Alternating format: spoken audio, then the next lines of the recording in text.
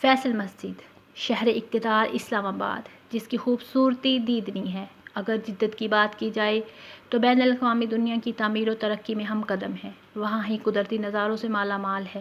خوبصورت سرسبز پہاڑ ہوں، بلند و بالا درخت ہوں، یا خوبصورت چشمے جھرنے ہوں، یا دریا، یا خوشگوار موسم، شہر لاجواب خوبصورتی کا مالک ہے۔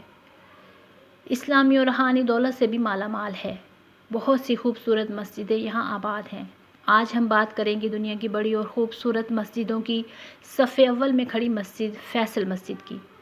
1959 میں جب اسلام آباد کی منصوبہ بندی کی گئی تو منصوبہ سازوں کے ذہن میں ایک ایسی مسجد کا خاکہ بھی تھا جو پرشکوہ بھی ہو اور پرجمال بھی، اور اس جدید ترین شہر کی شناخت اور پہچان بھی ہو۔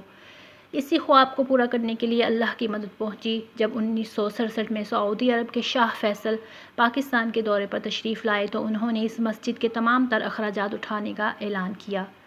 1968 میں اس مسجد کے ڈیزائن کے لیے ایک بین الاقوامی مقابلے کا اہتمام کیا۔ یہ مقابلہ ترکی کے جواں سال آرکیٹیکٹ ویدت ڈلوکے نے جیتا۔ مارچ 1975 میں جب شاہ فیصل شہید کر دیے گئے تو حکومت پاکستان نے فیصلہ کیا کہ یہ مسجد ان کے نام سے منسوب کر دی جائے۔ 28 نومبر 1975 کو اس مسجد کا نام شاہ فیصل مسجد رکھنے کا اعلان کر دیا گیا۔ اکتوبر 1976 میں جب سعودی عرب کے فرمانروا شاہ خالد پاکستان کے دورے پر تشریف لائے تو حکومت پاکستان نے ان سے درخواست کی کہ وہ اپنے بھائی کے نام سے منسوب اس عظیم مسجد کا سنگ بنیاد رکھیں۔ 12 اکتوبر 1976 مطابق 17 شوال 1396 کو شاہ خالد نے ایک باوقار تقریب میں اس عظیم الشان مسجد کا سنگ بنیاد رکھ دیا۔ فیصل مسجد کے مرکزی ہال کا رقبہ 51,984 فٹ مربع ہے۔ مرکزی ہال کے چاروں طرف 4 مینار ہیں جن میں سے ہر ایک کی بلندی 286 فٹ ہے۔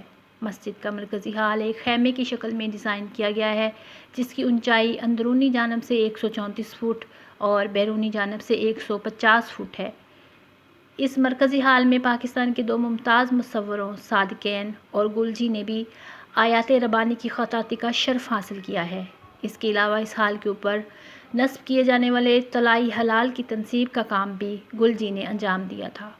یہ مسجد 10 سال کی شب و روز تعمیر کے بعد 2 جون 1986 مطابق 23 رمضان المبارک 1406 ہجری کو پایہ تکمیل کو پہنچی، جبکہ باقاعدہ نماز کی ادائیگی 1988 میں شروع ہوئی۔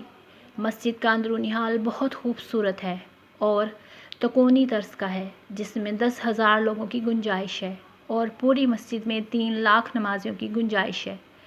اس کے علاوہ مسجد کے بیرونی احاطے میں سابق صدر پاکستان جنرل ضیاء الحق صاحب کا مرکز بھی ہے جہاں چھوٹا سا سادہ طرز تعمیر مقبرہ قائم ہے۔